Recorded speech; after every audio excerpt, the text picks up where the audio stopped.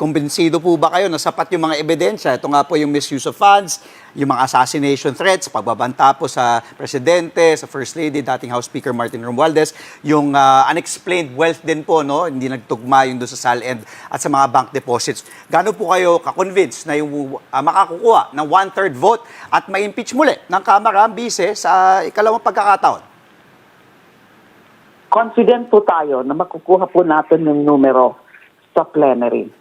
Kasi yung pagka-unanimous pa nga lang sa committee level ay isang indikasyon na yan, isang malaking gauge na yan na makakakuha ng sapat na numero sa House plenary. At bakit unanimous? Kasi nakita naman ng mga miyembro ng House Committee, the Justice Committee, na may mga batayan, may mga ebidensya, hindi mga espekulasyon, hindi mga haka-haka, hindi mga mababaw lang na mga batayan.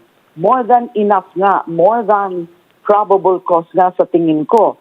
Hindi lang dahil ako ay endorser ng isa sa mga complaints, yung sa Bali et al. Complaint, so naniniwala po ako na na-achieve po yung threshold na yan ng probable cause. Kasi ang probable cause, yung may mga facts and circumstances, may mga ebidensya ba na pwede nating masabi, kasi probable, the key word there is probable, ay pwede nating masabi na meron talagang na-commit na impeachable offense at pwede nating masabi na guilty si VP Sara, na probably guilty of those impeachable offenses.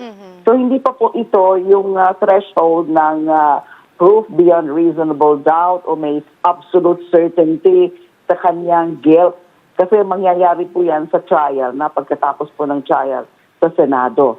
Sa puntong ito, ang tanong lang ay maniniwala ba ang merong reasonableng pag-iisip, makatwirang pag-iisip na merong batayan yung mga akusasyon na probably ay guilty yung respondent, si VP Sara. At doon nga ho sa pinakita namin, in 3 successive clarificatory hearings, meron talaga yung mga testimonial, sila Madriaga, sila former Senator Trillanes, yung mga resource persons galing sa mga iba-ibang mga opisina, Office of the Ombudsman, Securities and Exchange Commission, PSA, AMLAC, and nakita po natin sa mga pinisenta nilang mga dokumento, mga submissions, na yung mga grounds po na mga inallege doon sa dalawang complaints, yung misuse and abuse of confidential funds, yung bribery of a DepEd official, yung unexplained wealth, yung threats, ay meron po talagang mga batayang mga ebidensya.